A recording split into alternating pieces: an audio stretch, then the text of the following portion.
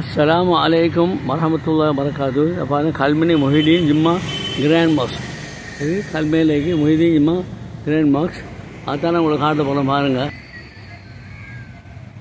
இதில் தோட்டத்தை என்ன அழகாக இருக்கா பார்த்தீங்களா?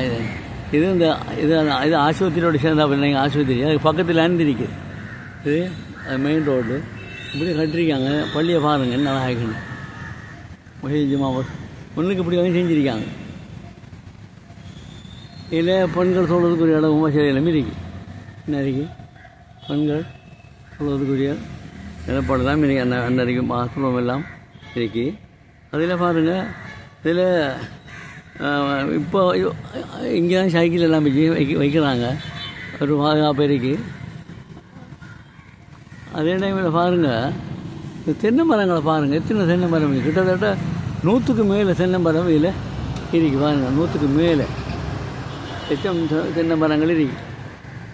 அதுங்க பார்க்கறதுக்கு அழகாக தான் இருக்குது. மாஷா அல்லாஹ், நல்ல காட்சி. எப்போது நம்ம பள்ளி வாசலில் பரிசுத்தமாக வச்சுக்கணும். அப்போ அது தூய்மையாக இருக்கும் பார்க்கறதுக்கு. நல்ல நிர்வாகத்துக்கு கிடைக்கும் வரைக்கு எல்லா தென்னவரும் காய்ச்சி இருக்குது. மாஷா அல்லாஹ்னு சொல்லி காய்ச்சி இருக்கு.